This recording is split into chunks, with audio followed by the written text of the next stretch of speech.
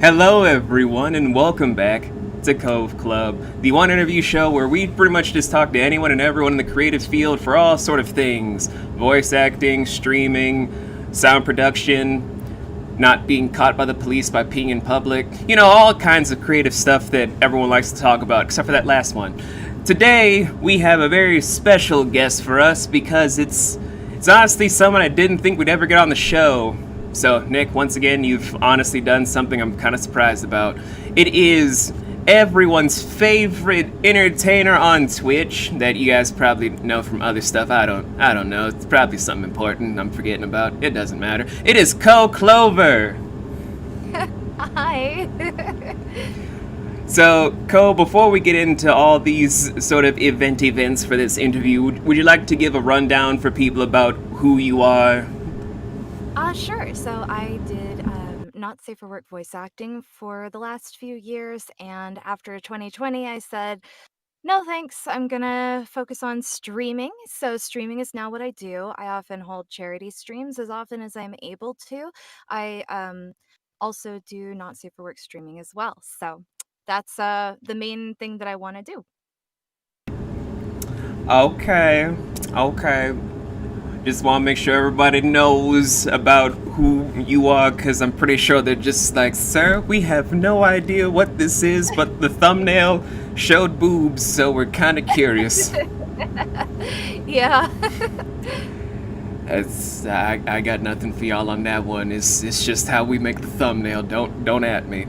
Um, So, first question we're going to start off with, because I'm not going in like the order it was made, but I'm going over the prerequisite questions that my buddy Nick sent over to This is just the wacky question I want to get out of the way. What is the craziest ship you were a part of, like between you and another person? Because I always dread hearing this from female friends, and I also am like morbidly curious about how weird people get with ships. Well, that's actually so weird because I've never heard of any ships that anybody has ever I've never heard anybody ship me with anybody. Really? Really, really. But my ideal ship would be with Miss Nia Sachs. I could see that. Yeah. From I love her to death. there's just so many reasons why I could see that. Well, she just oozes that gorgeous personality, you know? Yes. Yes. I ain't gonna say anything Well, else. not because she's a succubus or anything, you know? No, no, of course No, not. she doesn't ooze, you know, an sort of aphrodisiac appeal. No, it's all 100% personality. There's nothing sexual, it's totally, Yeah. yeah, yeah. Mm-hmm. No, oh my god, I love her so much. I get it, man. I get it. Second question, because I want to save the heavy question for last, so people could stop giving her the side eye about you just trying to make us feel bad for being our skin complete. Nah, son, no. So sit down, all of you guys that think I'm racist. What are you most excited about for in 2021? Oh, well, I made Twitch affiliate last year, and that was kind of a nightmare with all the work that I had going on. So it was a huge achievement for me. So this year I've got my sights set on partner. I'm also looking to commission a VTuber model, sort of get that ball rolling. I want a full body kind of. I'm really inspired by Project Melody, and so I really kind of want to like sort of do what she does. So I think that's really, really cool, and I would like to emulate that. Um, Also, I can't wait to do more charity streams. I found out that I really love doing charity streams, so I want to raise lots of money for good causes. I'm really passionate about activism and philanthropy, so it means a lot to be able to give back to the community that supported me so much. So, um, this year already, we've raised about $200 to directly benefit some creatives who are BIPOC, some So some of the people that were the most in need, I was able to help out, and so I'm hoping that maybe this year total we can raise at least 5,000. But hopefully it'll be more. But that's just like the goal is 5,000. Okay, that's a pretty good goal there. Yeah. Most I hear is just I want to find the perfect sandwich. Well, that's the thing. I kind of already have. And you kept it a secret, Co. Well, it's not a secret. But then what is the perfect sandwich? It's a turkey and Swiss, baby. I mean, you not wrong. With Dijon mustard and a little bit of mayo, salt, pepper on an onion bun with some lettuce, tomato, and red onion. Throw some avocado there. Oh, so good. You know, you spitting facts right there. No printers, just facts. Every time I get an interview with a foodie, I'm just like, I gotta remember to do that food podcast soon. Oh, if you ask any not safe for work VA, we're thinking about food when we moan into the mic. It's all just food. Oh, I know. Yeah. We love food here. Like, I remember when I was trying to do some collab work stuff with, Pretty Girl Diaries and... Oh, she's so sweet. I love her. Yeah, and Nia and DS Hoovies. I was just like, I wonder if I can get some peppermint patties when I am done recording. Oh, that sounds so good. Like, that's how my brain was thinking about. If anyone has ever wondered what I did for not safe for work stuff, it's just I was focused on food and kind of just... Oh, go ahead, Co. No, go ahead. I cut you off, sorry. Oh no, I was just gonna say I only focused on food and kind of softballing anything I've done for writing, because I didn't really feel like writing my best material. Exactly. Like, half of the time when I'm reading a script, everybody always asks, like, oh yeah, what do you do to, like, get into character? I'm like, think of food that makes me horny. That's it, man. That's it. Now I really want that sandwich, but I gotta focus. Let's see. Oh, this is gonna be fun. What is one event in your creative career that made you laugh the most? Oh, that's really hard because, like, I laugh all the time, even right now. The thing that like, more consistently, the thing that I love the most is, like, when my audience always comes up with new puns. So, like, I think the funniest things that I've heard, I do like Kofi, but, like, that kind of got taken from me for the website. What else? Convincing. So, like, when you convince someone, it's just like, you just insist that you're right the whole time. And that's convincing. And just funny little puns, putting on words. And that I always like to see what new ones people come up with. And my friends and audience always send me like rat memes because I have 4 rats. So I love all the rat memes that people send me.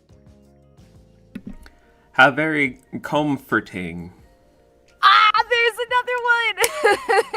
Very comfy. I was sitting on that for a while. I was just like, do I dare make this joke? Oh, please dare. Please dare to go.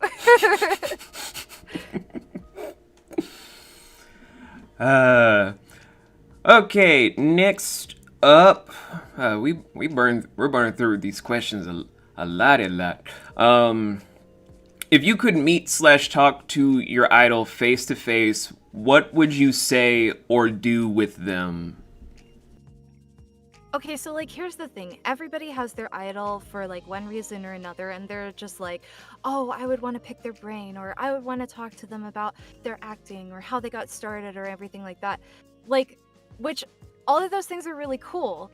But honestly, let's just kick it at an amusement park. Like, let's go ride every single ride, right?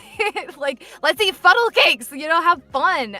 I don't want to, sit down at a dinner and just have a talk, I'd rather, scream my head off on a roller coaster or something. That just sounds like so much more fun to me. And you know, because if they're my idol, then they probably love fun as much as I do. So they'd probably really kind of want a getaway. I could see that. Yeah, I mean, there's plenty of time for talking when you're walking to each ride, so, and waiting in those long lines, so, you know, it'd be the best of both worlds, kind of. Yeah, I could see that. But I would want to have, like, a duet with, like, if it's a singer that I really look up to, I would love to, like, either sing in their band or, like, show them something that I, like, so I do a lot of, like, fan stuff. I would love to be able to show them like something that I wrote that they inspired me to write, just like based on their music or anything like that. Because I think that would be really cool. Um, but I would probably be too afraid because what if they don't like it? I don't know, Ko. I've heard you sing before. You'd probably be Oh, so impressive that they'd be like, so, would you be able to sing with me on stage this one time? And if everyone else is digging it the way I dig, I want to have you on a track with me for my album. I could kind of see that oh my happening for gosh. you. I don't know I why. feel the butterflies in my stomach already. Like, woo, that's a good daydream.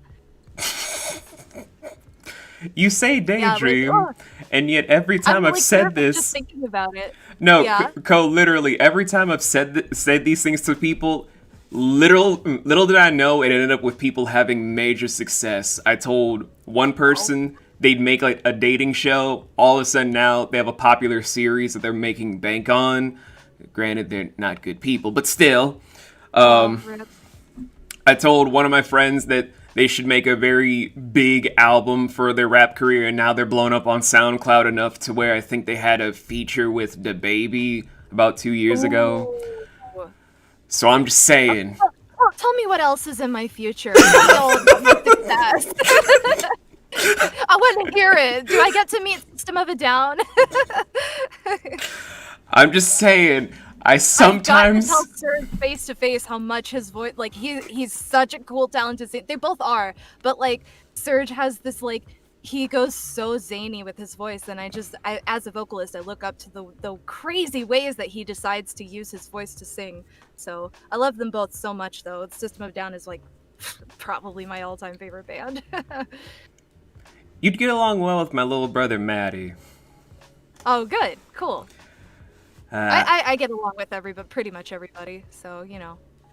that is true. You have that infectious spirit where it's like an anime character. Oh my god, I was literally told that when I was before. I've heard people say, "Oh, you're just like an anime character" before, so that's cool. As a lifelong anime fan, I take that as a compliment. I'm glad. And since we're at the halfway mark for the prerequisite questions, this gonna be a first for y'all. We halfway through some stuff. Usually I'm just Yay! rambling. Uh, at this point, I'm going to. If you guys don't know the show by now, I also flip the tables to where the guests are allowed to ask me questions, or any host that hosts this show questions. English. So, since we're halfway, I'm going to flip the tables over for Ko to be the interviewer, and I be the interviewee. Although this chair feels very large. Oh wow! Oh my gosh! I've got some big shoes to fill. Huh. What are you All talking right, about? let's Your have some chair is fun. small. Mine is just huge. Like, why is it so spacious? And why is there a cup holder? That's actually true. Dang, switch me chairs. I'm sitting on a stool. This sucks. uh, oh my god, I don't have any questions prepared for you. Okay. If you could name the top 3 most culturally important anime of all time, what would those 3 be? And why? Akira, because it showed a lot of Americans that the West has a lot of beautiful artwork that they should be looking into rather than just being afraid of, because of the whole scarring nature from what happened prior years and decades. Second would be Cowboy Bebop, because I feel like that revolutionized stuff about how we have the artists and producers we have today, because if Shinichiro Watanabe didn't make that, he wouldn't have made Samurai Champloo. That gave us producers like I Love Brandon, who is killing it now. And the third one that I hate to admit to myself is relevant would be Sword Art Online, because I feel like that made the isekai genre blow up the way it did, even if it also murdered the mecha genre because of I don't know what. But it still brought in so much of a decent fan base for people that wanted to be trapped in a video game, more so than just magical girl gets trapped in another dimension, since the original isekai was Alice in Wonderland, but no one's ready to have that conversation yet. So yeah, that's what I think is like the three most influential animes, and I feel like a part of my soul just died giving credit to Sword Art Online. Oh, you could have chosen Sailor Moon. Where's that? I feel like Sailor Moon is an over appreciated magical girl anime, since the one that should be more appreciated would be Escaflowne, because if it wasn't for Escaflowne, Magic Knight's Rain Earth, or when I forget the artist's name, but they made their own anime of Alice in Wonderland. If those three didn't exist, Sailor Moon wouldn't exist. Yeah, that's true. That's true, but Sailor Moon did a lot for LGBT normalization. So, I mean, Escaflowne did too, for sure, for sure. I haven't seen the Alice in Wonderland one, so I can't comment on that. But, like, I love the absolute radical way in which all of the different relationships that you have are found in Sailor Moon, and they're just not even questioned. You know, nobody cared that, like, okay, so in the original, this girl comes up to, I think it was Sailor Moon or it was Jupiter, one of the two, but she had like a love letter, and literally all they said was just like, oh, I'm really sorry, but I'm seeing someone. They didn't care that, you know, a girl was the one who came up to them. It was the fact that they were just like, oh, I can't because I'm not available, sorry. Like, I just thought that was really, really cool, and it was just already treated as the default, and I love seeing that.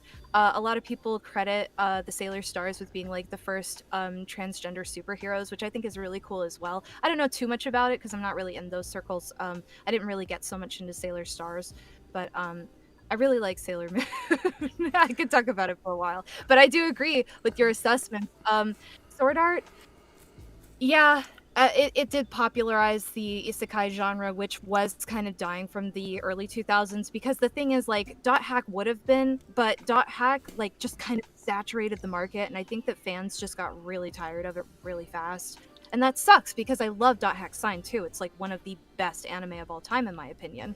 It has the best music, and, you know, without that, I feel like, my favorite composer, Yuki Kajiura, I never would have been following Yuki's career for all this time if I hadn't known about Dot Hack. So, you know, I started rambling. Sorry. Oh no, I was just listening intently because it's very rare I get to meet someone that can ramble on par with me. Oh, I'm super into anime. Definitely, let's talk anime sometime. I mean, I could just start an anime podcast with you on Twitch. Do it. I'm sorry. do it. That would be cool. Yeah, I would show up to that. You'd be my co-host, Co. Co-host. Yes, I love it.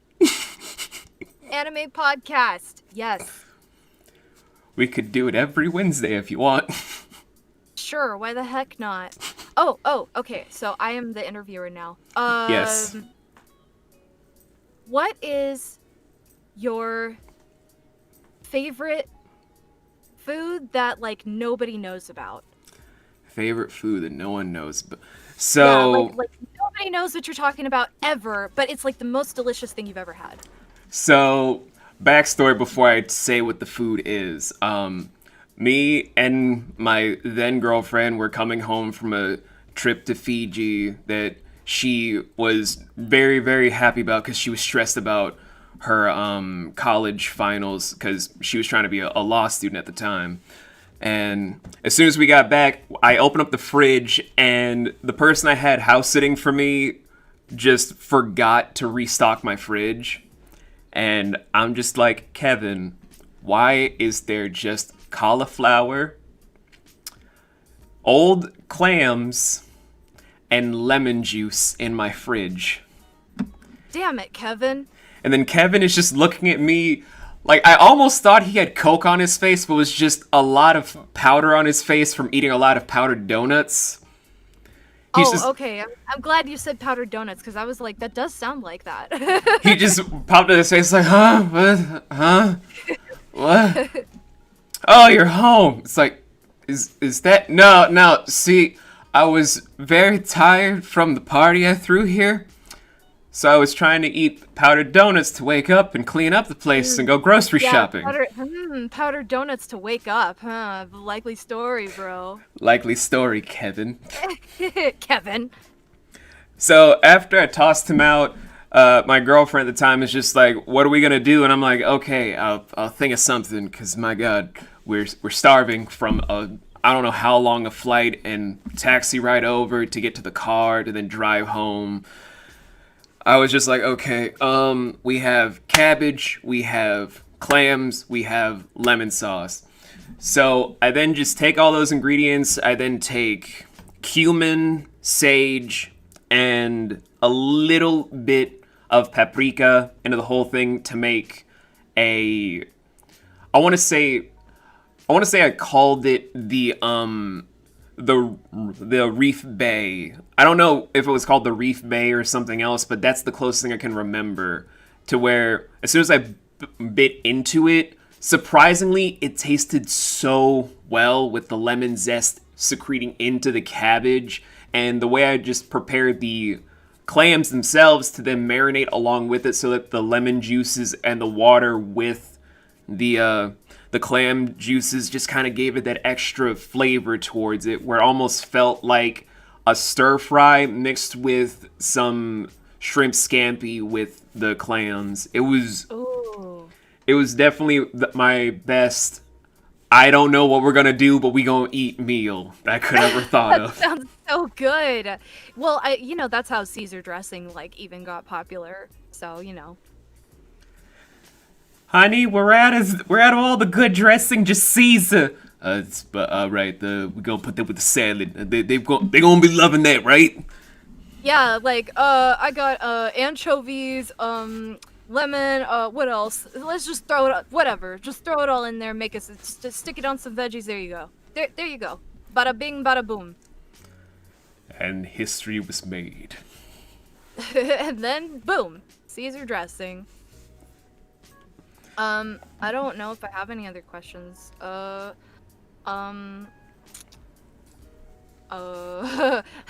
You threw me for such a loop. I don't know what to ask you.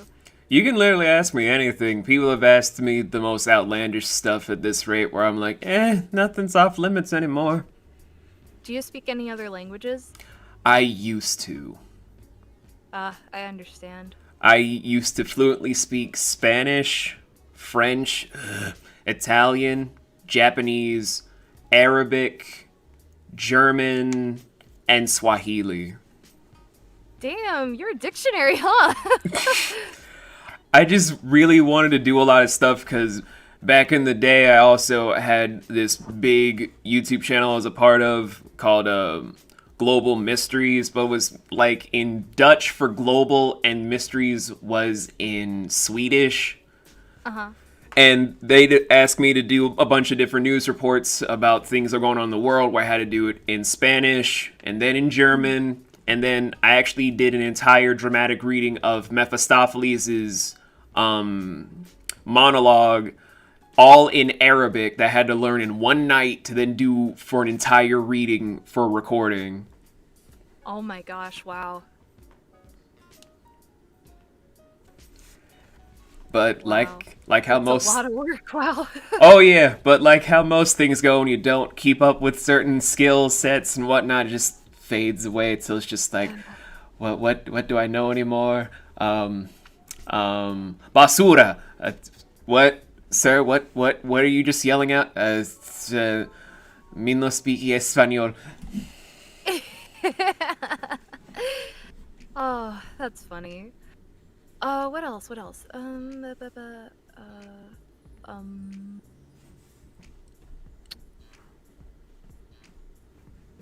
Who is your anime waifu? Number one is gonna be Sailor Jupiter. Oh my god, it's me too! No one will ever change my mind about that being number one. She is the perfect woman! Yes, she is. I will fight anyone that says otherwise. She's tall, she's strong, she's beautiful, she's gentle, she loves plants, she doesn't fit gender binary norms. Huh, be still, my beating heart! Yeah, that's And number. she loves roses! Yes, Roses. I know, but everyone's just like, but what about Sailor Mars? No, screw her. Jupiter. Everybody loves Sailor Mars. I love Sailor Mars. I love all the Sailor Scouts, but Sailor Jupiter's waifu. I'm just saying. She is always waifu. I'm just like, She's so cute. I'm never going to change my mind on this. Stop it, Sailors fans. I know. I love them all so much, though. Ah, Sailor Jupiter, though. She's my heart. Yeah. Yeah. Number two would be Izumi Curtis from Full Metal Alchemist. I I don't don't. think I know who that is, because I've seen FMA, but maybe I haven't seen far enough. She's Ed and Al's teacher. Oh, okay. Everybody likes, what's her name? Winry? Yeah, Winry. I almost said Winfrey, and I was like, that's not it. Everyone likes her because she's the girl next door that Ed and Al grew up with and was just. Yeah, but I like her a lot. She's such a good character, and also she's smart and funny and strong. Are you seeing a pattern? I like smart, funny, strong women. I can tell, but I just like Izumi because she's that no-nonsense housewife that will be super caring and loving to kids that she's grown attached to, but also a giant ball buster where if you screw up, she's already kicking you into the stratosphere. That Yeah, I feel that. I feel that. that is just My like, yes. my number two waifu would probably be Toru Honda from Fruits Basket. She's kind of like my role model, I guess. Like I want to be like her. She's always looking for like the positive and trying to find ways to help people instead of hurt people. She doesn't like to bring anybody harm, and I just think that's like so nice. She's kind of like I hesitate to like deify her. Obviously, she's a fictional character, but she's just like this really wholesome person that I feel like I really want to strive to emulate because she she's been through a lot of hurt herself, but instead of like projecting that onto other people, she works through it and she, decides actively, I'm gonna set out to make people's lives better so that they don't feel the hurt that I felt. And I think that's so noble. And I really love Toru. She's funny, she's cute, um she's just who she is, unapologetically. And Toru's just such a wonderful character. Um, I've been in love with Toru like ever since Fruits Basket was coming out, like way back in the the early 2000s or the mid 2000s, whatever. I'm sorry, like the way you were describing her, I was just like, "Co, that's just you." Oh my God! Stop, please. Like No. from all that logic, I would just be like, my number three as a cop, I would just be a Clover.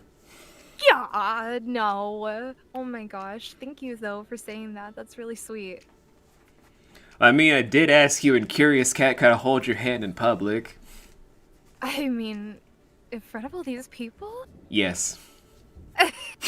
Rude! I like it. But I think the fourth and final one I'm gonna at least address would be God, God. There's just so many I could choose from, but I think it would be Quest Lakotl from Koyabashi's Dragon Maids. Oh, Lukoa? Yeah. Oh my God, top tier. She's so cute. Like, she knows what we're all thinking about, and she doesn't care. She's just there because it's like, I don't like humans, but I like this lady. Yeah, yeah. She's so sweet, and I love just how she just like marches to the beat of her own drum, and I like people who do that because I don't know, as I have a lot of like anxiety, so I constantly worry about like what people are thinking of me because I worry about being judged a lot. And I think that's a pretty normal fear. Anybody can kind of relate to that, but like, damn, I would love to just be like Lukoa and not care. That's the dream for many people. Yeah, that's the dream. That's the dream for a lot of people. And if you're out there listening and you're worried about being judged, just fucking do it and don't judge yourself. Because if you're not going to judge yourself, then it doesn't matter if other people judge you because, you know, it truly does not matter what other people think. You just go out and do what you love. Period. Just do it. As long as it's legal. Yeah, as long as it's legal. But don't let your dreams be memes, you know? Unless your dream is to be a meme, in which case, go for it. Be that next crazy girlfriend, or be the next what's 9 plus 10 boy. Hi, my name is Jared. I'm 19 and I never learned how to fucking read. Or be I never seen two pretty best friends.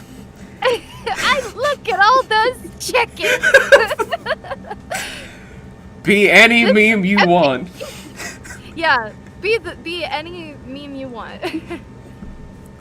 I'm still stuck on that whole I never seen two pretty best friends. At least one of them ugly. It's like, sir. Sir, this is a Wendy's. We never got to hear your third or fourth waifu, though. Oh gosh. Third or fourth waifu. Who else do I really just love? Oh my god. Oh, I am so gay for Belle Dandy from Oh My Goddess. She protect at all costs. Just protect Belle Dandy. She's sweet and caring and understanding and demure and quiet and beautiful and gorgeous and pretty. Simp! I want to hold her hand. So Belle Dandy, third waifu, and fourth waifu. Who else do I love a lot? Doot. I gotta think. There are so many characters that I would die for. Like actually.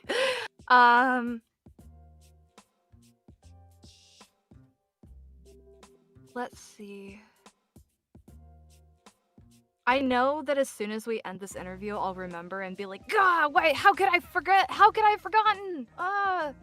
Because it always goes like that. Ryoko from Tenchi Muyo, and Alice Yes. from Gotham, and who else? It's in there. It's up in my brain somewhere. There's so many characters I love, really, though. And hell, we're just talking about waifus. Don't even get me started on my husbandos. We'll save that for the podcast. Yeah, that could be next time. It's gonna be a thing now, everyone. Me and Cove making an anime podcast on Twitch. Yes. Coming soon to Spotify and SoundCloud and whatever else. Bandcamp, is that one? Bandcamp, iHeartRadio. Oh my god, there's so many more than I thought. Pandora.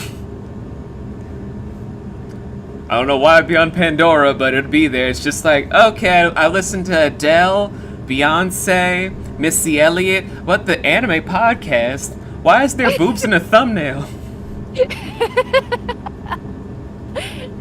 They're like, this is just people talking. I don't want to listen to this. I'm gonna go back to listening to single ladies.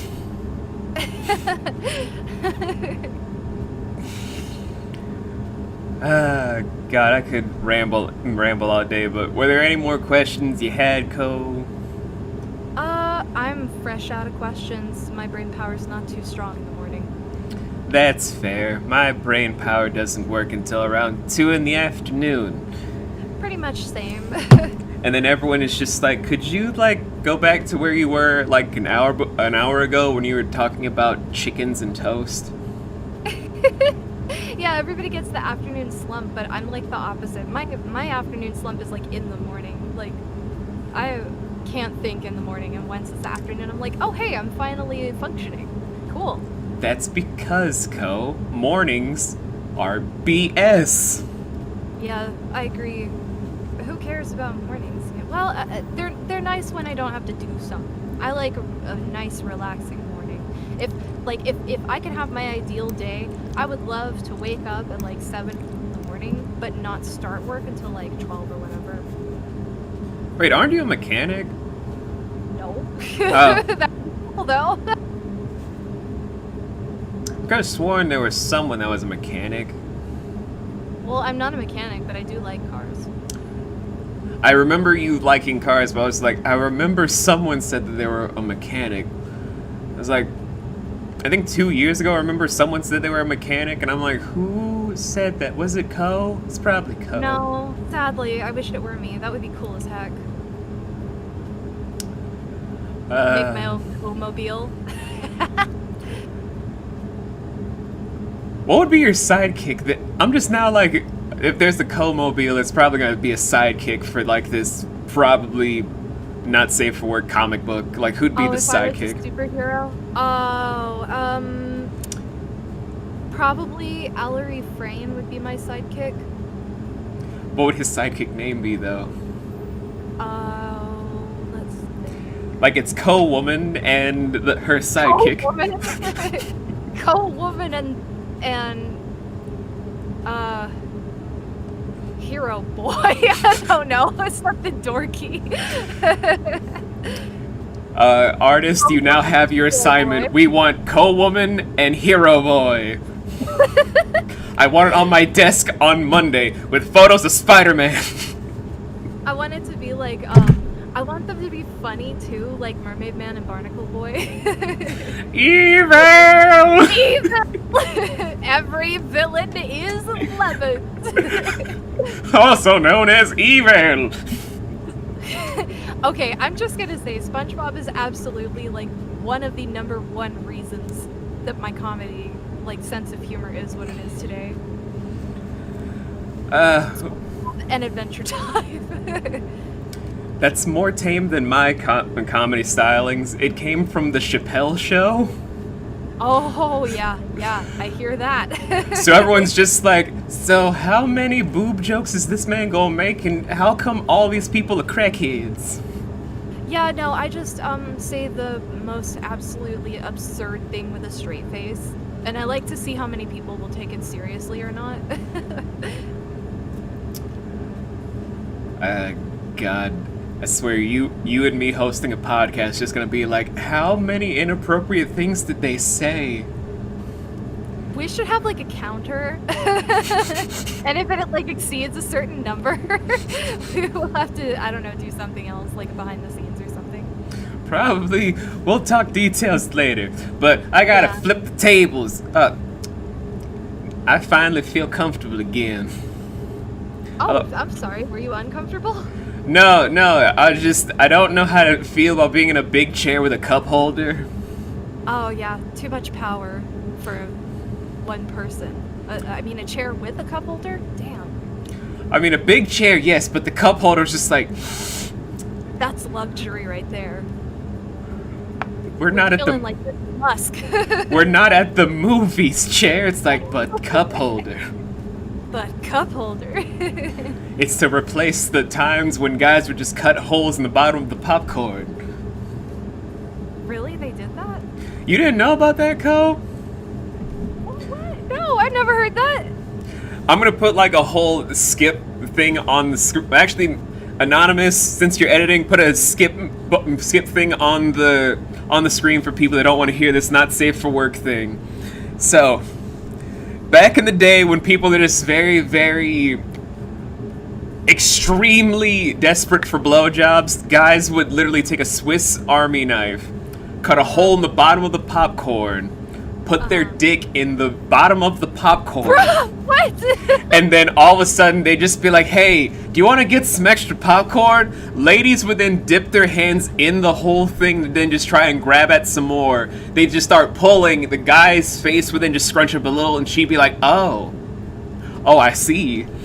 Then just move the popcorn around and then just start sucking off the dude. Oh my goodness. What? I have never heard that in my whole life. Yeah, that is an old technique. Never heard that. That's an old technique very desperate dudes that wanted a blowjob did. They would just cut a hole in the bottom of the popcorn, have their dick at the bottom, and then all of a sudden have the lady stick their hand in to just grab at it, and then afterwards just suck him off where they'd probably have butter on their face, and then some. I genuinely thought it was just like a stupid porn trope, like the horny pizza do you want extra sausage, ma'am? Which none of that ever made sense because the pizza delivery driver guy, this is also not safe for work. We're still not safe for work, right? Yeah, we're still not safe for work. The timer, the skip thing is still on. He would always be like super hung in those pornos. But like, you know how flat pizza boxes are? I'm just saying, if he was erect that pizza box, she would have known. The pizza box would have been half open, unless his was tiny, you know. Not that that's bad. I mean, I'm just saying, like, continuity, folks. It's like, well, ma'am, I'm sorry, but this sausage is a little bit too much for you. Opens the lid. Oh my god! I didn't even know this! And she, bam, splat, sticks her face in the whole thing of pizza. Hot. Like melted cheese. Help, I can't stop. Okay, I'm done. But yes, the popcorn trick did exist. That is why it was a trope in pornos, because that did happen. I've never heard that before in my whole life. Oh my god. Good God. Okay, and we are back to the land of safe for work. How'd y'all feel about skipping over that? Anyway, now that I've probably exposed I don't know how many desperate Poindexters from the 1940s, Oh god. could you walk us in a day of your life away from streaming and the charity work, like you away from the microphone and from video games and from horny posting on Curious Cat? I wake up and I go to work and then I come home. that's my life. That's it. That's the most straightforward thing I've heard, because I've heard, like, I wake up with my wife to then just make brunch for our daughter, or I wake up, start working out, or I wake up and hang out with the dogs, and now it's just like, I wake up, I go to work, I go home. It's like, oh, okay. Yeah, I wish it was different, but it's not. I mean, that's basically it, you know. When I do come home, you know, I cook dinner, chill with my rats, but, you know, like, it's pretty much just always work. I don't know if it's me, but I feel like that's the most straightforward, relatable thing that most people listening to this are going to feel. It's a cycle. Like, don't get down because of the cycle. Like, wake up, go to work, blah blah blah. Like, the thing is, you kind of have to like find the little bursts of inspiration like throughout your day. So it's a boring, annoying cycle. But if you truly like, if you can find ways, small things to enjoy, you know, like really just stop and smell the roses. Like, there are friends that I talk to throughout the day, and sometimes I go treat myself to a certain snack or a certain drink or something like that. You know, just finding things to make it all a little more bearable. And I get that, but it's just the most straightforward thing I've heard, because usually it's just super poetic. It's just like straight to the point. I wake up. I mean, I wish it were different, but you know, for being somebody like I feel like I have a way with words. Like I do write, but me no talk so good. I like writing because I like writing because I can sit there and pore over what it is I want to say. But when I'm talking, it's just like, haha, mouth go burr. It's like, okay, so, ma'am, we're trying to offer the special. What do you say? Haha, mouth go brrr. Yeah, basically. Uh, well, I'm not trying to poke fun, Co. I'm just literally like, that's the most straightforward thing. I respect it, because everyone else is very poetic and flowery. Yours, straight to the point. I'm like, I can respect this. I respect I every other respect, answer, you know, but I yeah. also like straightforward too. It's a nice way of being like, okay, just straight up. I wake up. Don't be fooled. I'm always working. Uh, okay, next question. What is your highest achievement from streaming? Ooh, I got a pentakill on stream in League of Legends like a week ago, so that was pretty cool. Every time I hear about League, I'm just thinking to myself, should I go back to League? No, don't, please don't. For the love of your own sanity, don't. If anybody wants to try play, well, okay. League has a really steep learning curve, and up until very recently, the community was less than forgiving for new folks. Oh, I I remember. Yeah, I don't really know how that's changed because I do have a Smurf, but because the algorithm recognizes that like I'm more skilled than my actual level is, I think it's not putting me with the new players. I think it's putting me with other Smurfs. So like those people aren't necessarily toxic per se, but like if you mess up and if you're like not good, they'll like ping you a lot and they'll be like, "WTF are you doing?" You know, and usually if somebody says, "Oh, sorry, I'm new," they're like, "Oh, okay. This is why I hate new players or whatever." But I mean, what are you gonna do? They're new. They don't know what's going on. So when I first started playing, it was really, really toxic. I got like a really thick skin really fast.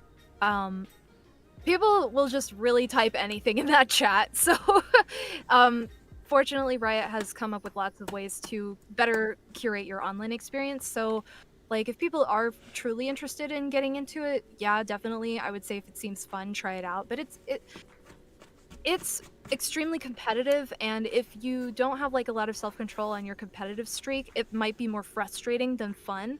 But I've been playing for so long now, it I don't love losing, but I've just come to the point where I literally do not care. I've just accepted that you just can't statistically win every single game.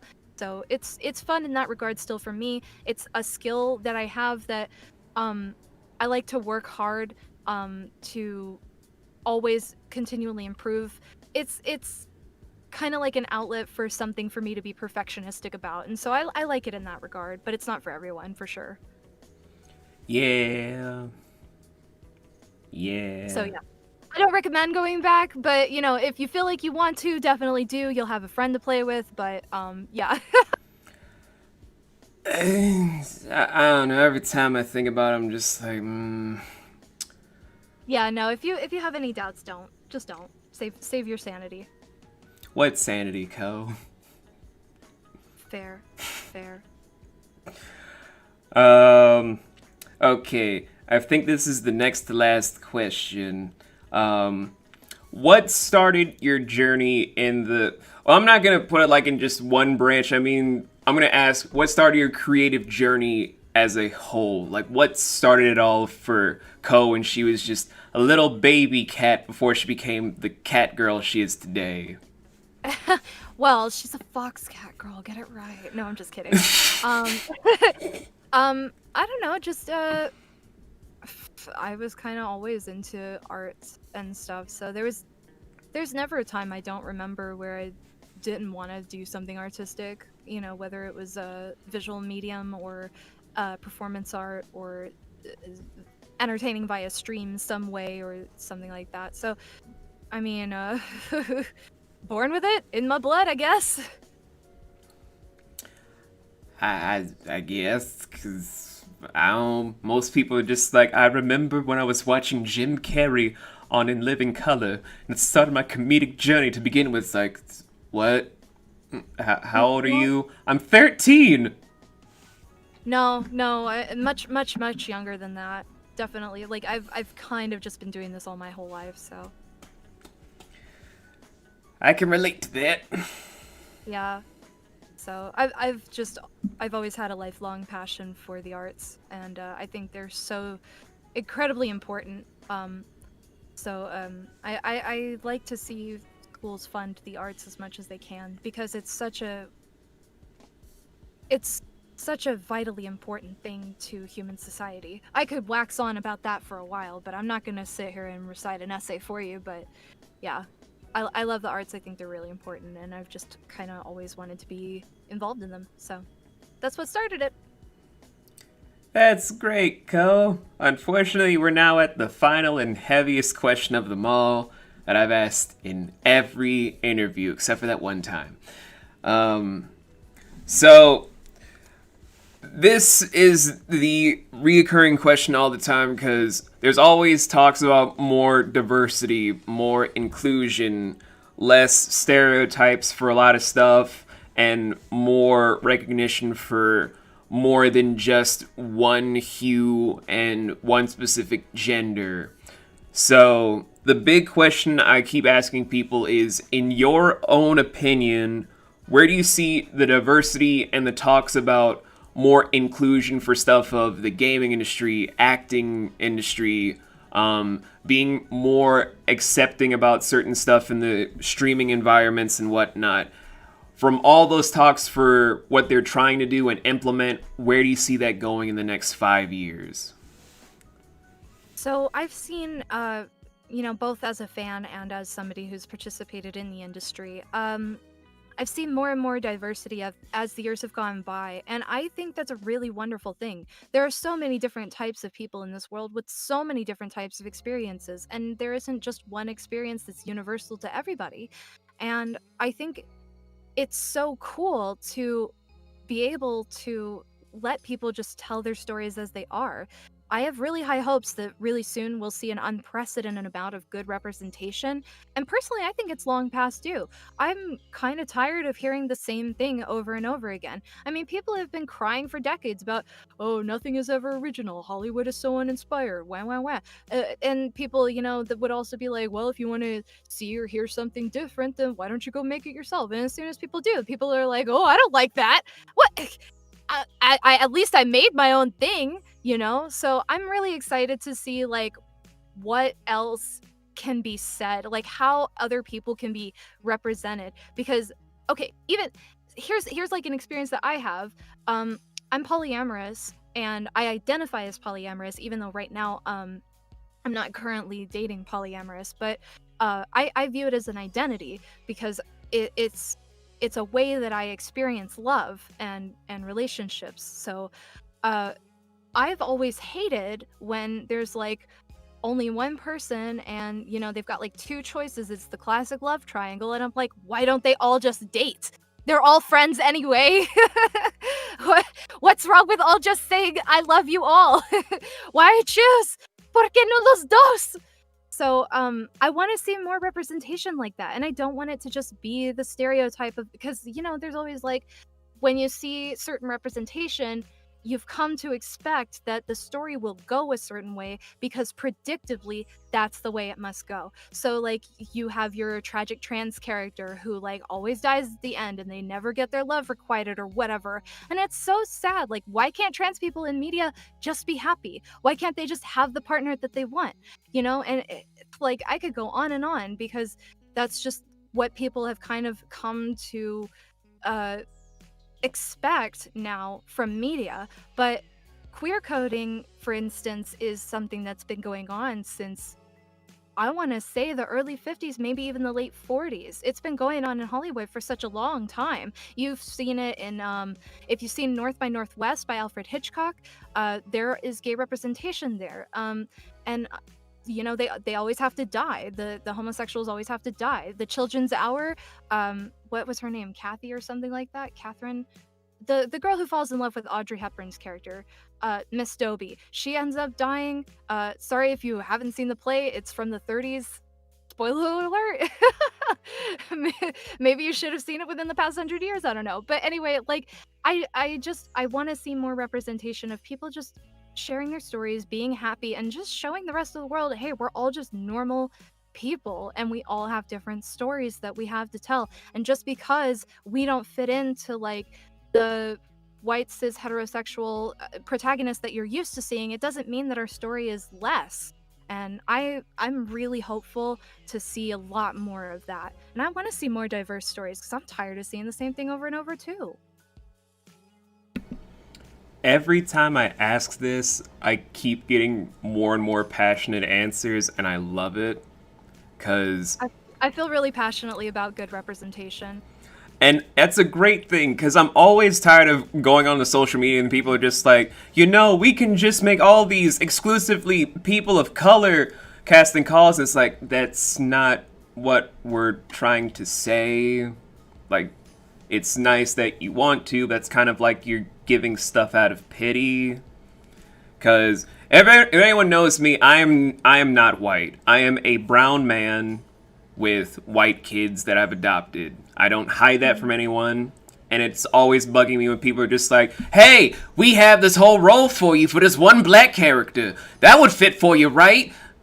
I'm not just black, I'm multiracial, so that kind of feels insensitive. And two, I can voice more than just black people. Oh, we know. But people of color want to voice all these things about other people of color, right? That's not the argument that we're making. Sometimes I feel like if the so I understand that there are people who genuinely don't quite understand the concepts that the argument has been like touching on, but sometimes some people I feel like maybe are willfully misunderstanding it sometimes. It's frustrating, it really is. It's extremely frustrating because I'll be in the middle of writing an episode for my own studio and everyone's just like, hey, do you want to be this random black guy? What? But, dude, that's not what this argument about representation and better diversity is for. It's like, yeah, you need to write your characters. They're real people, basically. Make a person. It's a character, you know? And let the experience that the actors that you bring on really reflect that in your character and your character's life experiences. Like, I just want to see really well-written characters. Right, like, I think Miles Morales is a wonderful example. Yes, he is. However, there's this one thing I brought up in a previous interview that I feel like people misunderstood when I said how Marvel and DC weren't handling Static, aka Virgil Hawkins, and Miles Morales at their best. I wasn't trying to make it seem as if them being written how they are is terrible because of them being kids growing up the way they are. Dwayne McDuffie, who created Static for the Milestone stuff, knew how to make a character that was, born around people that were in the ghetto areas, but he also made him a nerd that just happened to hang around people and have hip-hop culture. But DC massacred that character when they took all the stuff from Milestone. And how certain storylines with Miles are written don't feel like the Miles that I knew as like black Puerto Rican that just happened to be a kid that knew some bit of hip hop stuff because he grew up around his uncle who was the Prowler, but just more of like, can we make him feel more of a token for just having an interracial relationship with Gwen Stacy or just trying to be the hip person in this one group? And that doesn't feel right for me. Yeah, these situations need to be handled thoughtfully, delicately, and not so ham-fisted. I think that people have generally good intentions on how they want to represent somebody, but I think part of it has to do with maybe they're a little bit out of their, a little bit over their head, Like, I think that bringing in fresh perspectives and new eyes and getting more diverse people onto every single project, I mean, you're just going to have literally the more the merrier. The saying that two heads are better than one. When you have lots of eyes looking at one project, you can see it from all different kinds of sides, and you can look at different facets that are like, hey, this doesn't really like go with this character because here's an experience that I had, and I think that's really important, and I love to see that kind of dialogue. Yeah, and this is why I keep asking this question, because every time I ask this, they're just like, I don't know. It's like, but we need to have these talks, and here we are, Yeah. 11 episodes into this interview series where I keep asking people this to open up more dialogue. I want to hear more. Yeah, I agree. I want to hear more too. I want to hear more from everybody that has something to say, and I'm excited to see more like representation. I'm excited to see more diversity talks, and I can't wait. Really, I can't.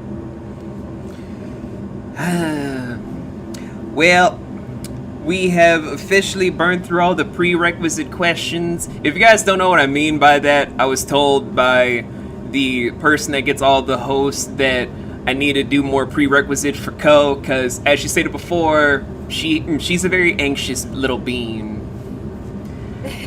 Yeah. And I didn't want to have Ko be like, because y'all gotta understand, I love Ko. This is my friend. I would do anything for Ko. Aww.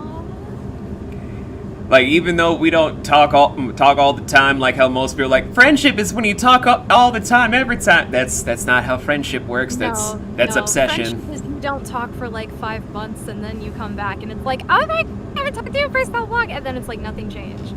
That's friendship. I couldn't agree more. But yeah, so I wanted to make sure Ko was at her most comfortable, which is also why I made sure any prerequisite questions weren't touching on anything that was uber touchy, because if you guys also don't know, we always emphasize with guests, we don't touch on anything that they don't want to talk about, because that's their comfort level over anything else. If you're gonna be an interview podcast, gotta know to get your own guest at their comfort level, not just your own. I like that. Thank you very much. Well, Ko, I loved having you on here today, and if you guys want to make sure you follow up on some more stuff with Ko, her socials are in the description below for us on our YouTube channel. If you're watching this or listening to this more correctly on Spotify, you kind of just shit out of luck, dude. We don't have links. Just go to the YouTube channel. You'll have it there. It's fine. I mean, you guys are listening to this in February anyway, when we're getting all of the stuff set up for the Spotify that you guys are going to get an announcement for later on this month. So, yeah, you're still shit out of luck. Just go to the YouTube channel. The links are there.